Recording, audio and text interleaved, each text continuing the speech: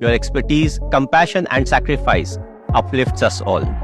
We at Merrill are honored to support healers such as yourself. এই Asia cup বাংলাদেশই নেবে।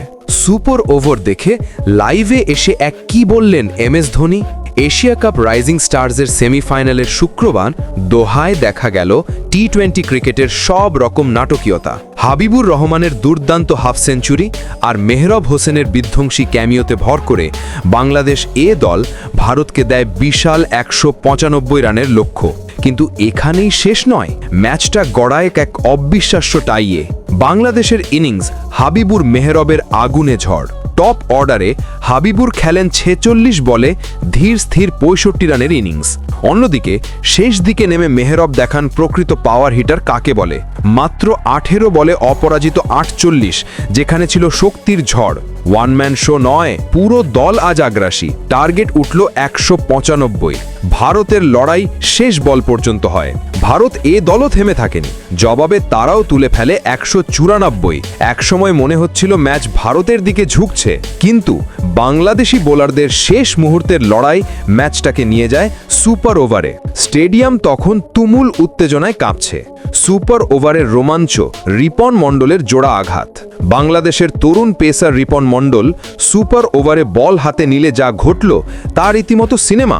মাত্র 2 বলেই ভারতের 2 উইকেট তুলে নেন তিনি। ভারত অল আউট সুপার ওভারে, লক্ষ্য দাঁড়ায় মাত্র 1 রান। বাংলাদেশ ব্যাট করতে নেমে প্রথম বলে ইয়াসির আলী আউট। সবাই যখন দম বন্ধ করে তাকিয়ে আছে, পরের ডেলিভারিটা ওয়াইড। বাংলাদেশ জিতে যায় রোমাঞ্চকর সুপার ওভারে। এতেই ফাইনালে জায়গা নিশ্চিত করে লাল সবুজরা। ম্যাচ দেখে লাইভে এসে যা বললেন এমএস ধোনি, খেলাধুলা দুনিয়ায় আলোড়ন।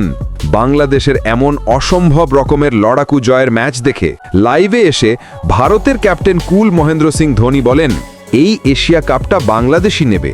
বাংলাদেশের প্লেয়াররা ভয়হীন ক্রিকেট খেলছে, আর রিপন মণ্ডল, তার বল বোঝা যায় না।